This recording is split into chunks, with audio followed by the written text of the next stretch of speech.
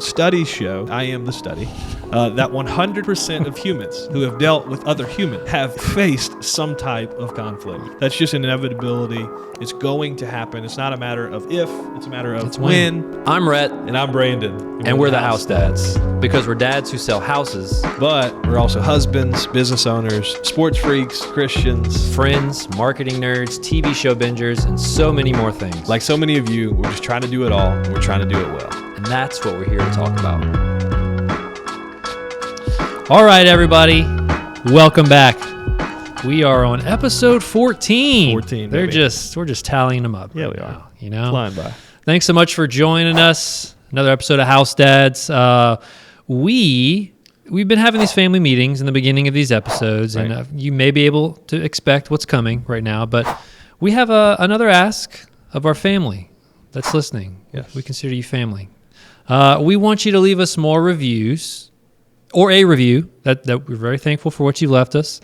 But we also want to know what else you want to hear from us. Because to be honest, we don't know what else to talk about. Right, yeah, then we're out. We're out of topics. Not really, but we want this to be of value to you. We want you to get something out of it. So if there's something specific you want to hear about, by all means, let us know. Let us know what that is. You can text us. You can email us. You can DM us. However you want to get it to us. Whatever. We just want to hear what you guys want to Yeah. hear about to make sure that it's on point. That's it. But yeah, I'm excited to jump into the topic today. I think a lot of people are going to resonate with this. 100% of people. 100%. We'll get to Spoiler. that stat in a minute. But no, we're talking about cutting the drama, how to avoid and how to even just kind of go along with workplace drama. Right. People love drama. Yeah, they do. Yeah. And it's, one of the things we were talking about before this is a lot of people say they like to separate business and personal. Mm-hmm. And people, when it comes to like workplace drama and just drama in general, they're like, oh, well, it's just business. It's not personal. Right. I think that's a cop-out, dude. Like, I think that, a lot of times our business decisions are personal decisions, and our personal decisions are business decisions. Yeah. So they're one and the same, right? So what we're going to be talking about today is how to navigate when inevitably conflict and drama does come. Right. One of the things that, and I think it developed later in my life, that I don't want to say I seek out conflict because I don't seek it out or seek out confrontation, but I definitely don't avoid it. Yeah. And I'd rather call things out in advance or up front. Whereas Courtney, my wife, will rein me back in and be like, hey, you got to slow down a little bit. Man, so you're the drama guy of the family. No, not drama. I like to head it off before you get. I got you. Not conflict. It's just confrontation. I don't avoid it. Yeah. Like, it's like, hey, I'd rather address this. I think that's a good leader quality. Yeah. So like, hey, we want to put the fire out early rather than let it, let it just simmer and just continue to grow and things like that. And going into this, the reason that I think this is so important is no matter what business, or not even just in business, but just in life, you're going to be dealing with some kind of drama. Yeah. One of the hardest seasons of my life was just October this past year. My dad and I started our business with another guy, and super, super close friend. We spent almost every day together for the last 6 or 7 years. He decided to go and start his own business, his own brokerage, and that was just this past October. Wow. And really kind of came out of nowhere. A lot of different things happened, and that is just not easy, right? Managing and running a business with somebody, and then, for different reasons, things change. And so navigating through that was one of the most difficult seasons. That first couple of months after everything happened, like just kind of as the dust was settling, drama started to unfold and all this different stuff, and I learned a lot of valuable lessons through it. Yeah. Some things that I wish I would have done better. But it just was a reminder for me that like we need to learn how to handle this conflict and potentially avoid it before it ever even happens. Yeah. Right. So that's what we're going to be talking about today. And it's much different too when you're leading the forefront of it, right? Rather than just kind of being a bystander, maybe you're a little curious of what's going on, or you're able to even say, one of my wife and I's favorite quotes is "Not my monkey, not my circus." When it's not my problem, I like that. Hands off, yep. Not my problem. Yep. But when you're like, leading the realms, you're the head honcho. I mean, you gotta do that. You gotta face it. Yeah. So we start off every episode with a statistic. This week is a really good one. Studies show, and I am the study, that 100% of humans who have dealt with other humans have faced some type of conflict. Yeah, we're not even going 99.9%. Nope, 100%. Like if you're a person and you've dealt with other people, you've dealt with problems, right? That's just an inevitability. It's going to happen. It's not a matter of if, it's a matter of when. And so we're going to talk about at first how to avoid workplace drama. And I've only got 1 point on that one. But because it is inevitably going to happen, we're going to spend more time on when it does happen, how to navigate through it. Yeah. But I think there are some things that we can do to avoid it. And this is whether we're leading an organization or leading a group or a team, or whether we're just a part of a team. I think the thing that we have to do is we have to create, or if you can't create it, you can embrace a culture that honors transparency and kindness. That's good. Yeah, transparency and kindness. And it's easier said than done, and I know that sounds like some pie in the sky, like, oh, wow, like that sounds so great. How do you actually measure something like that? Right. I don't know how you'd measure it, but the key to the key to creating that type of culture is to model it. Yeah. You got to model it. So if you want to see that in the group that you're in, you have to strive and commit to transparency and kindness. Yeah. And transparency is tough because, as a leader, you don't want to put all your weaknesses out there because it makes you look, you can feel like it makes you look like a weak person. Right. But there's a difference, I think. Exactly. And the same thing's true for kindness. I think the issue is that a lot of people think as a leader or anybody that wants to, create change and things like that, a lot of people mistake kindness with weakness. Right. A lot of people mistake transparency with weakness, but neither one of them is weak. I think both of them actually show strength. Yeah. Shows you're a normal person. 100%. 100%. And there's plenty of times that I can think back in my business and different things that I'm involved with that I've been able to confront and correct people with kindness and with transparency. And so again, I think to avoid these different situations, this is what we have to do. We have to model and honor transparency and kindness, right? But even when we model transparency, even when we promote kindness, there's still going to be drama. You can do it as much as you want. Yeah, there's still going to be drama. Still going to come up. Yeah, so how do we navigate through it? This is the first thing I said, is that when it inevitably happens, we got to take the high road, right? The high road is less traveled for a reason. And not a lot of people take it. Right. Yeah. It's hard to find yourself on the high road in a lot of situations. I'm going to refer back to Solomon in Proverbs a couple of times here, but he talks about something to the effect of why argue with an idiot, because then nobody could tell the difference. Right. A lot of times we feel like we have to defend ourselves in workplace drama, but when we take the high road, that's when we really find we don't have to defend ourselves. Yeah. Yeah, we kind of, going back a few episodes, whenever had some conflict come up on Facebook. I can't control, social media. So, Hey. We just had a fan come on set. Hey, listen, we don't post our address for this reason. Fans just show up. They just show up and we're all like, the time. Hey. Thank you. I know. Hey. Golly, Camden, get her out of here, dude. First time a fan has just showed up. Look at that. They just kind of traced our address. Anyway, golly, got to avoid that drama real quick. But yeah, so when that happened on social media, the flesh in me wanted to do something initially and not take the high road. I wanted to make those jabs. I wanted to do this and that, but I took the high road. Exactly. So it's definitely less traveled because it's not easy to do. It is, and a lot of times we feel justified in our ability to kind of stoop down to another level and to defend ourselves. And we feel that need because a lot of times we know or we're insecure about the fact that we did something wrong. Yeah. So if we did do something wrong, the way that we take the high road is we're transparent, we're kind, and we admit it. We messed up.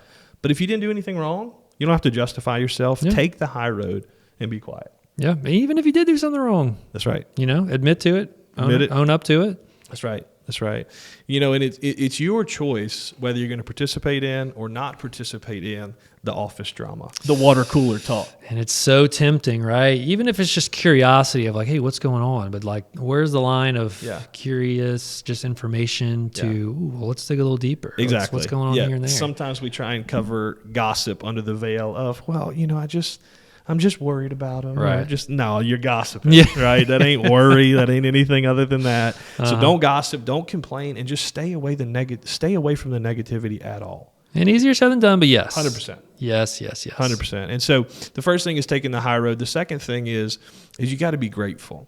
And you have to be grateful to be able to, when you find yourself in those high drama, those high gossip settings, is you got to be able to walk away and shift the conversation. Right. And you may say, well, how does being grateful have anything to do with navigating workplace drama? Well, it's great for changing a conversation that's full of gossip. And the other thing that being grateful is good for is changing your attitude when you're overwhelmed with the drama or the workplace conflict that you have going on. Yeah. And so the first thing is think about this. And I'm struggling with an example because if I give you an example, the people are probably watching this podcast and they're going to know exactly I'm talking about them. But imagine, if somebody came to start gossiping with you about another individual and they started to tell you, man, I hate the way that this person works or that they say this or that they talk like this. If you, in the middle of that conversation, said something that you're grateful for the person that they're talking about, the person that y'all are gossiping about, that is off the topic that they're complaining about that person about, it really shuts down the gossip. Yeah, so an example could be, hey, did you hear about so-and-so? And you could say, I'm thankful that I have not heard about so-and-so. There you go. So shut up and don't tell me anything. Shut it down, all right? Like, yes, I may have heard that about so-and-so, but I'm thankful that this person does this. Right. Find one of the positive redeeming characteristics or traits about that person, and you can save that conversation or shift that conversation from gossip to something that, hey, I'm going to cut this off here. Yeah. Because it's like, oh, bro, don't gossip or don't gossip. Like, you just shut it down like that. It's like, let me just kind of, I kind of heard that. Let me shift this conversation to what I'm thankful for about that person. If you're an avid listener, if you've listened to every episode we've done, appreciate you. Thank you, for one. For two, you're seeing that this is a theme in basically every topic we talk about. Be thankful, have a grateful mindset, because it does make a big difference in so many different categories. 100%. And so being grateful is a big deal for changing a conversation that's full of gossip. But being grateful is also a big deal for helping you when you feel overwhelmed, when you're stuck in gossip and when you're stuck in conflict. Yeah. Like I mentioned back in October when everything hit the fan at my workplace, I found myself so overwhelmed with the conflict and the drama and the issues that came out of this big decision or this big thing that happened in our business.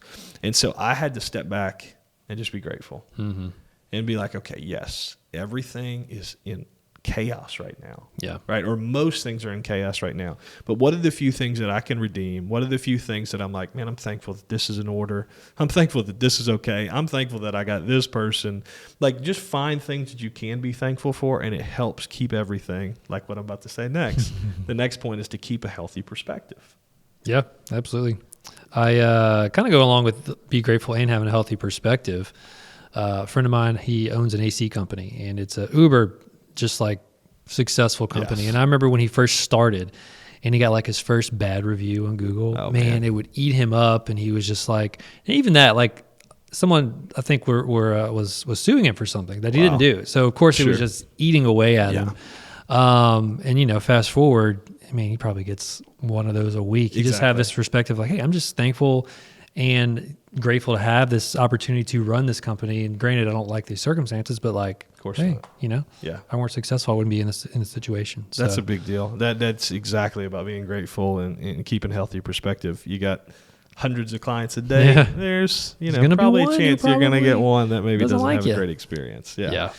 But yeah, I mean, one of the things that you even helped me with keeping a good perspective and being grateful, it seems like every time we film this podcast, as soon as we get done, I'm nervous to look at my phone because it's on Do Not Disturb right now. And every time that happens, something goes wrong, I feel like. Yep. But it's an inevitability that the more problems, the more people that you're dealing with, the more people that you're dealing with, the more problems you're going to have. And the other day we got done filming, and I looked at my phone. I'm like, oh, my gosh. And Rhett's like, what happened? And I tell him, and he's like, well, that sucks. But, man, isn't it good to have a bunch of deals or people that you're working with. Yeah, that trickled down from my wife. Even this past week, we went on a trip, and of course, real estate 101. You go out of town, business picks up. You're getting all these texts and these calls, and I got one, and of course, I was venting to my wife. I was like, man, I just would love to relax. And then she reminded me, wasn't it like last month you were a little complaining that you were slow? Be thankful you got stuff going on. I was like, yeah, exactly, right. Yeah, being thankful that you have even an issue to worry about. Yeah. Like you got issues on deals that you're working, or you have no issues because you don't have any deals working. So I'm on this trip. We appreciate it because I'm able to afford it because of other. Yeah, exactly. So keeping a healthy perspective is so important, and being grateful is a key to having a healthy perspective, but also realizing that you are not only what you do. Right. So when we have workplace conflict and when we have workplace drama, one of the ways to navigate through it is to separate yourself from it. Right. Not just, like physically separate yourself from it. When you get home, you have to leave that stuff at work. Right. And it's a little bit more difficult, I think, for somebody who's self-employed. But I just had a friend who's going through HR fiasco right now, and he's a manager at his place, and a fight broke out, and there's all these different things involved that he, as the manager, has to put consequences on somebody, fire somebody, get HR involved, and all this different stuff. And, we were at a church event the other night, and I could tell it was just eating him up. And I was like, man, and I was just asking, I was like, could you send that email tomorrow? Is there any way that you can separate that from your mind? And he's like, well, there's pros and cons of it. I need to get this email out so I don't forget anything that happened, but I really do need to separate myself from it. For sure. And so and he knows this, and so many of us have to remind ourselves that our worlds cannot completely revolve around work. No, you're right. We got to separate ourselves and keep that healthy perspective. And this is the last point that I have on how to actually navigate through it. And I mentioned this earlier, that I don't run away from conflict. Yeah, which is a good thing. Jump right in it, and Courtney's got to pull the reins back. But it's because I care enough to confront. And that's the fourth point. The fourth point is that you got to care to confront. Because when there's workplace conflict, or when there's conflict in your friendships, in your relationship, anything like that, there's a balance, but you have to care enough to confront. Yeah. You're either going to avoid it and hope it goes away, or you're going to confront it. Yeah. Avoiding is never the answer. No. You can't. It's just going to get worse and worse and worse. That's right. Avoiding it, if you put a blanket over something or cover it up or ignore, the issue is still there. And I think there is probably a healthy response time to caring, right? Yes. So that's probably where Courtney pulls you back, or you're probably really quick to let me just jump in and instead of processing, figuring all elements out, and then confronting. So, that's just being aware of the situation and timing and everything. Because that's the thing, especially in a gossip-filled situation, is that it's so hard in the middle of that conversation if somebody's gossiping with you. It depends on your relationship with them, right? It depends on the credibility that you have, and then especially the timing. Because I know that there's plenty of times where if somebody were saying something gossipy or complaining, and I just said, stop, it's that's not the way to fix this. I'm not just confronting it that way. But another proverb that I'll go back to is that wounds from a friend are better than kisses from an enemy, right? So I'd much rather tell a friend something that may hurt in the moment than withhold something that, I don't want to hurt their feelings, and it's kind of that thing. It's hey, I have to make sure that I have that credibility in our friendship, in our relationship, before I can say something like that. And one thing I even joke around and I ask a lot of my friends, I'm like, so are you the type of guy, or would you mind, or would you want me to tell you if you had food in your teeth, right? Do you want to just keep that there and find out for yourself later? Or for dudes, you want me to tell you if your fly's undone? Exactly. Would you rather me confront that, or just let it go and you figure it out later and maybe risk some embarrassment? Yeah. Well, you got to develop some emotional credibility with folks before you can actually confront them. Absolutely. And so many people, you hear, I just don't like confrontation. It's I get it, but it's needed. But there is a way to be healthy about it. There is a way to be timely about it and just empathetic. That's right. That's right. It's care, like you say, care to confront. Care to confront. And, when you are leading any type of organization, then it's absolutely necessary that you really kind of have to master this confrontation. Right. And the thing is I think most leaders forget that confrontation doesn't have to be aggressive. No. Confrontation doesn't have to be ugly. It can be kind. it can be respectful, and it can be transparent. Absolutely. Especially when it's done with grace, and especially when I know that as a leader, that like when I confront somebody else, that the natural tendency is to defend. The natural tendency is to say, well, you do this, or this is why I do it, or to deflect. And so you have to navigate around those different things when you do confront people or call them out on that gossip, is to say, or call them out on that drama, is to say, hey, we may have a little bit of pushback here, but let's sift through all that and let's kind of get to the root of the issue. And I think there is a balance of, a lot of people, they probably do confront for the sole purpose of creating drama. That's right. And I think the other party that you're confronting should be able to discern if it's that, or if you do care, based off of earlier in the episode of what you said, how you're leading. Yes. Right. If they're seeing you model transparency and kindness, they know you're coming from that place rather than, well, let me stir some stuff up and get this, some spice going on. 100%. 100%. Yeah. I think that it's inevitability, like we talked about multiple times now, that you're going to have drama in your workplace, and not only in your workplace, but in your personal lives and your friendships and all those different things. So we have to really commit and focus to transparency and kindness. But then when it does happen, right, because it will, use these tools to be able to eliminate gossip. Yeah. Because I think we forget how big a deal gossip is. Oh, yeah. It's such a massive deal. And it sounds like, oh, well, how could that affect our workplace? No, it absolutely plagues workplaces. It absolutely plagues friendships and all those different things that if you make sure that you don't want to be on the receiving end of it, man, you can shut these things down. Right. And it's going to create that transparency and kindness that workplaces need. Especially in our industry, real estate, like, golly, you oftentimes don't even talk to someone, but because of what you may have heard, willingly or not, you kind of have this preconceived notion of who they are, how they are, and it's not fair to them. No, that creates that affects your buyers and sellers. That's right. If you're letting that bleed into the transaction. But yeah, all the more pointing to transparency and kindness, and that goes so deep. Yeah, most of it's not even founded in truth. It's just in this complaining and just in this, bad circumstance, and so now you've got your whole mind made up on somebody that you never even met. Didn't you do a fast one month about not complaining? Yeah, that was rough. Yeah, that was rough. Just even being intentional and trying, you're realizing, wow. You realize how much you do it. How much have I been doing this already? Exactly. So. I hope that was helpful. Is there anything else you want to add to that? I think that's great, man. Okay. If you have anything that resonates with you, reach out to us. We'd love to be your peer mediator and help you through these times. We're also therapists as well. Kidding. But yeah, hope you enjoyed this episode. Let us know what you think. Maybe through a text or a 5-star review or 4-star. I don't care. We want you to be honest with you. 5 stars only. Just kidding. 5 stars are great. Again, let us know what other topics you want to hear about. We love to give you value with what you want to hear. But either way, thanks so much for sharing, Brandon. Thanks for watching, everybody at home, and we will see you next episode.